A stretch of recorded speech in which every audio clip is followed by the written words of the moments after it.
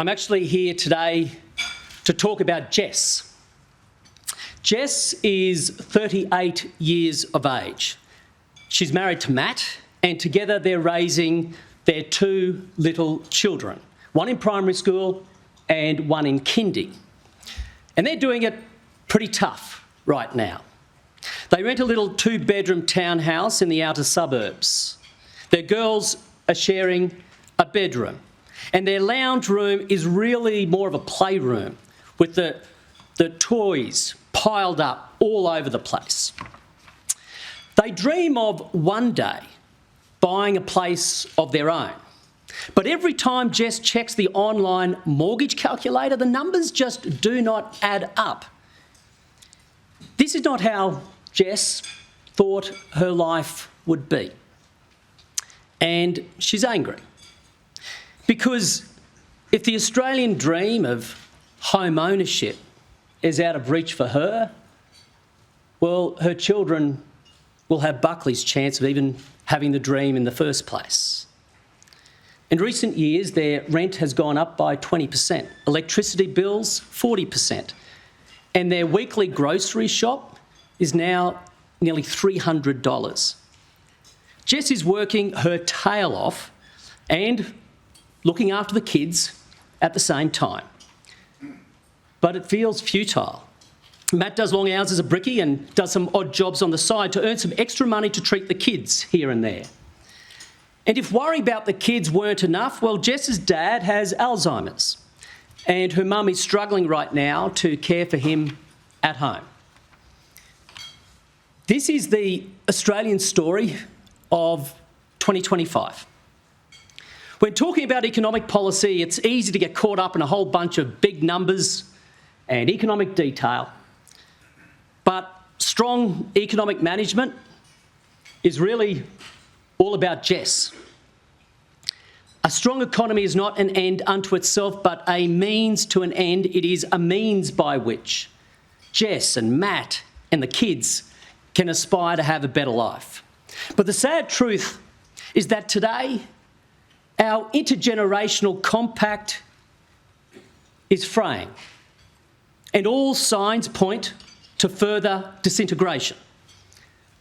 As Liberals in 2025, our mission must be to assure Jess and the millions of millennials just like her, the younger Gen Zs, and the younger still Gen Alphas, that we see them and we are here to serve them. In today's address, I'm going to be running through a whole bunch of economic detail.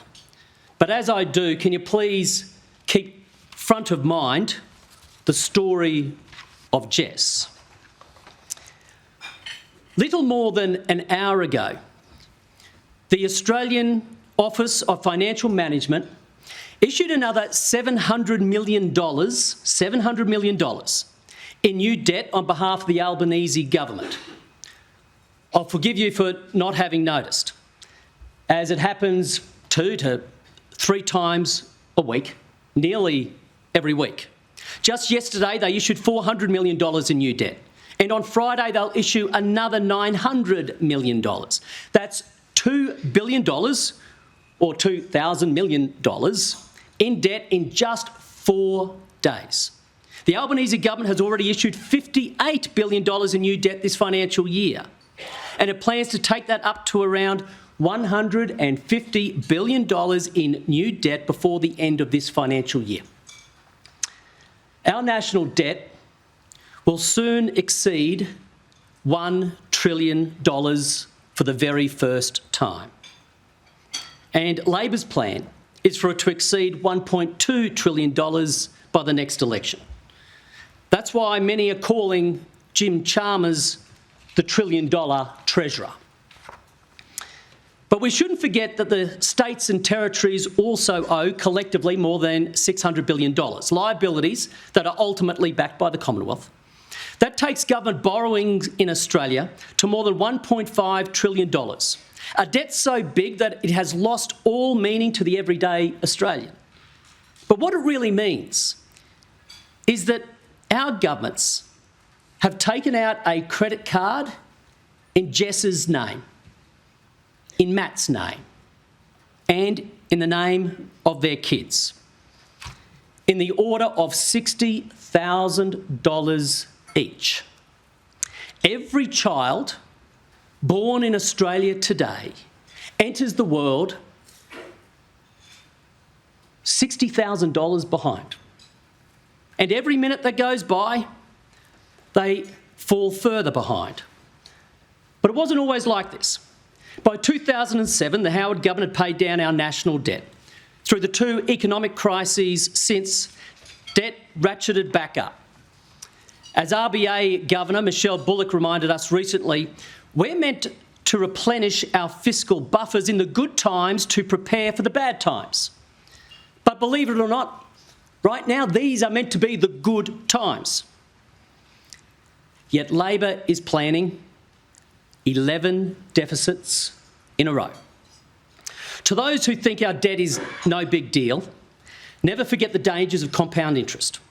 At around 35% of GDP, Australia's debt today is roughly where America's was before September 11 attacks.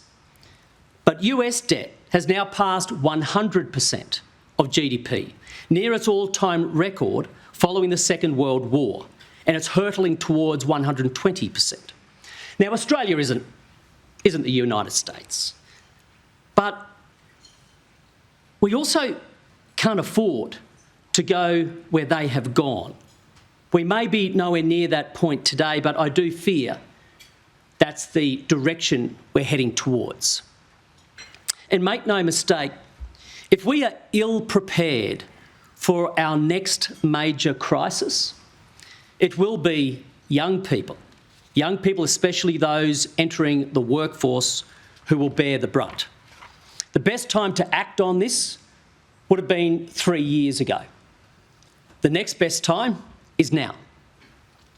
Our dire financial circumstances are no accident. They aren't the result of bad luck or of mismanagement by the previous government. We know this because the Albanese government has been, quite literally, the luckiest government in Australian history. Over the 4 budget years this government has overseen, it has been the beneficiary of an all-time record $255 billion in net budget upgrades. Record terms of trade have driven record corporate tax revenues, while decades-high inflation has driven record personal income tax revenues. And yet, Labor has driven the budget into deficit and will keep it there for at least a decade. The rivers of gold flowing into Treasury have driven a deep complacency in this government's economic management.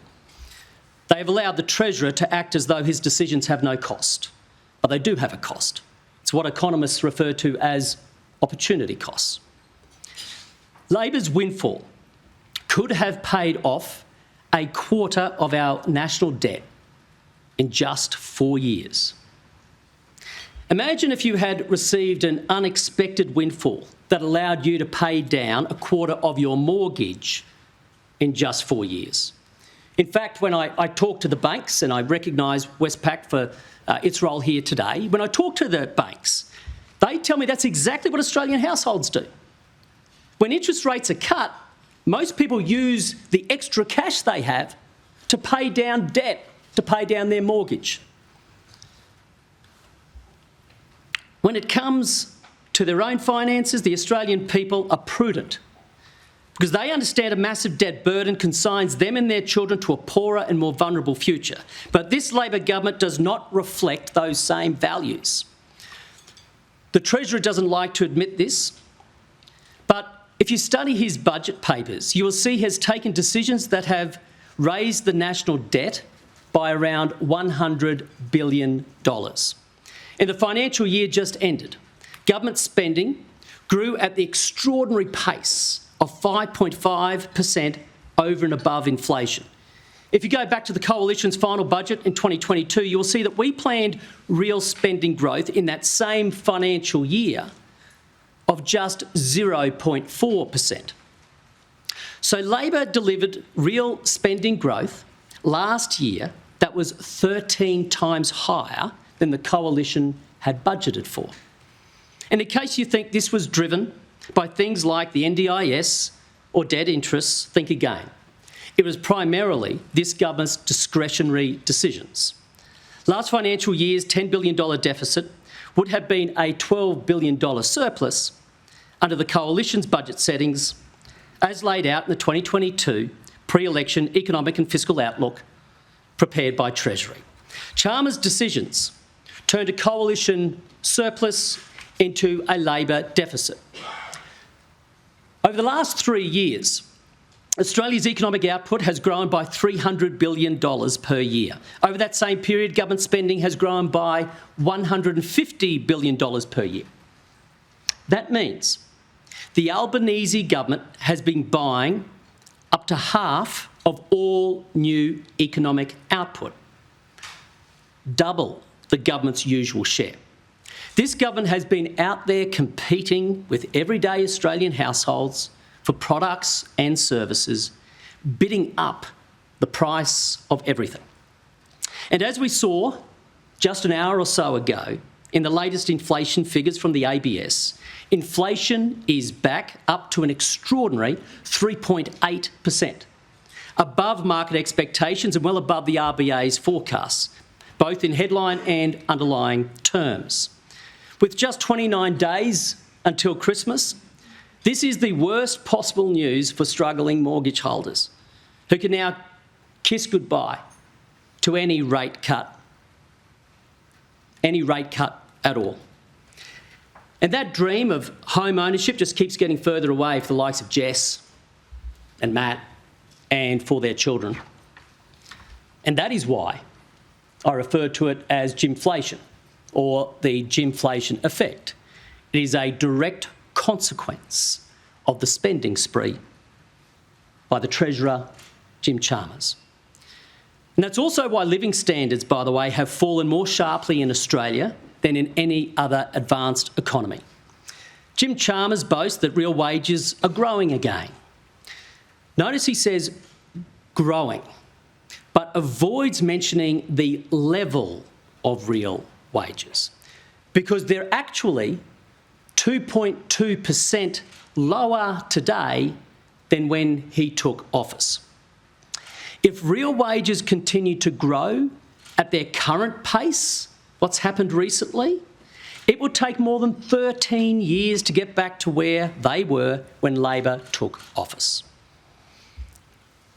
Ladies and gentlemen, there's another, even more direct way young Australian workers are paying for Labor's spending spree. Under Labor, personal income taxes have already reached an all-time record high as a share of the economy. That remains the case even after Labor delivered the Coalition's Stage 3 tax cuts. Personal income taxes last financial year were $74 billion, or 28% higher than under the Coalition. That's $5,000 a year for every taxpayer.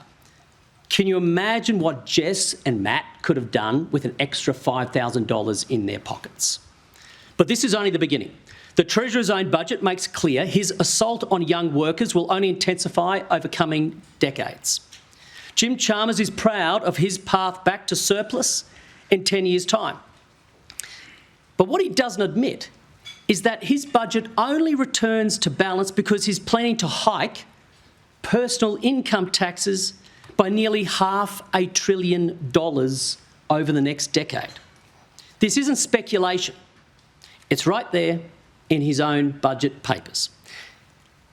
If instead personal income taxes were to remain at today's all-time record high, that same share of the economy, then Labor's deficit would widen from 1.5% of GDP today to 2.1% of GDP in a decade's time.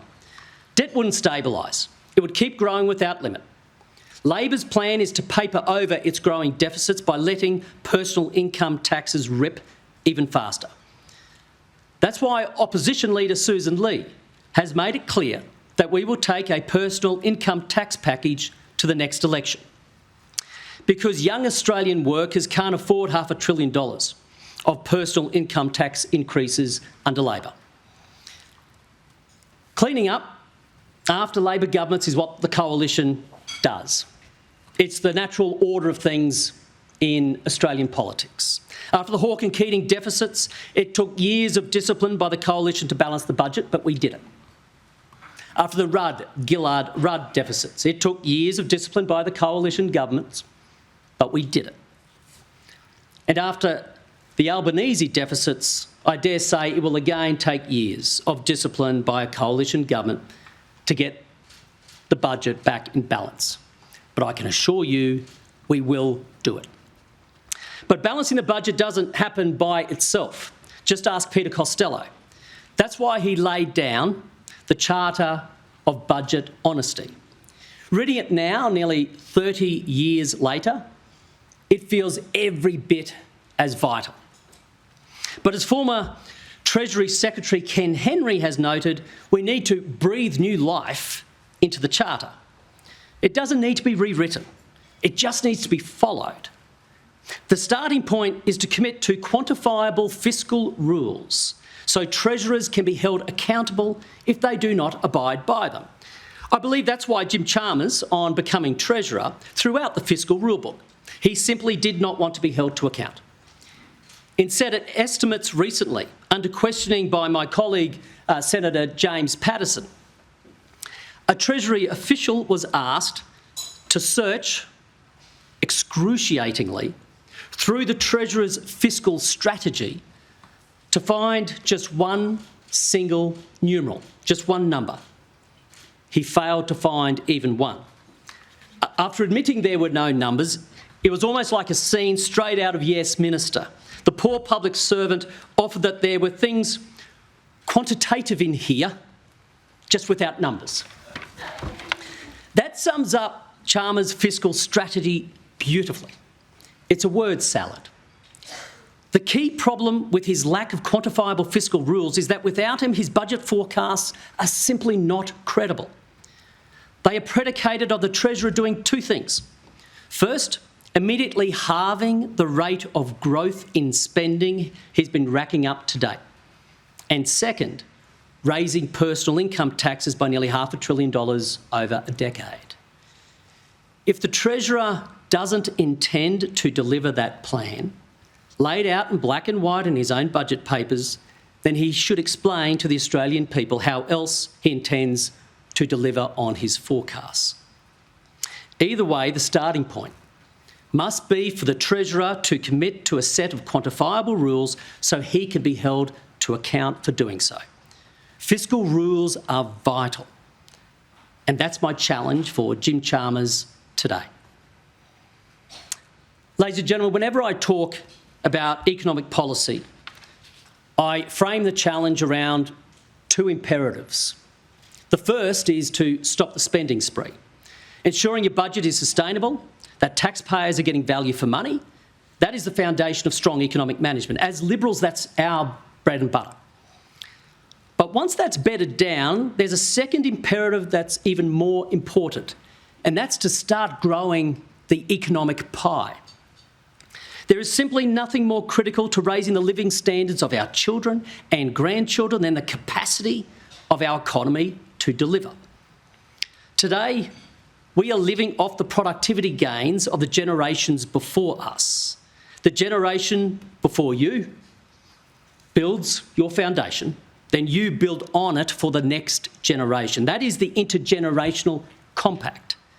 But that intergenerational compact is breaking.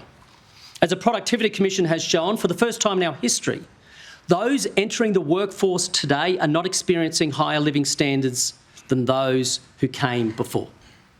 And it's getting worse, not better. In the last 3 years, productivity growth hasn't just been sluggish, it has gone backwards by an extraordinary 5%. This has dire implications for our children and grandchildren, not just for their real wages, but for their capacity to pay down that massive debt and for the sustainability of the essential services on which they will rely. Immigration has played an important role in our economic development throughout our history, but more recently it has been stretched beyond breaking point. Labor's overreach has tested the patience of the Australian public and it has frayed our social bindings. As my colleague Senator Dave Sharma warned in a speech at the Sydney Institute recently, economic stagnation will generate political frictions as we resort to fighting over a shrinking pie. None of this augurs well for our future or for the future we bequeath to our children and grandchildren. And I fear Labor has given up on them. Labor governments of the distant past understood that before you cut up the pie, you have to have a pie in the first place to cut up. But today's Labor doesn't think like that. They seem to believe that you can tax your way to prosperity and regulate your way to productivity. The Treasurer entered this term of government with a plan to tax unrealised capital gains, solely with an eye to raising revenue to fund his spending spree, and without a second thought for the economic consequences. It's all about redistributing a shrinking pie. And as my colleague Senator Bragg has rightly pointed out, Labor's uncapped 5% deposit scheme will simply expand housing demand, force up house prices and push home ownership further away, push away home ownership further away and out of reach for so many. We all know that supply is how you grow that pie. Meanwhile, Labor's enabling of the cartel of corruption, as my colleague Tim Wilson often refers to, benefits their union paymasters at the expense of the taxpayers and first home buyers forced to pick up the bill of an 18% fall in construction productivity over a decade.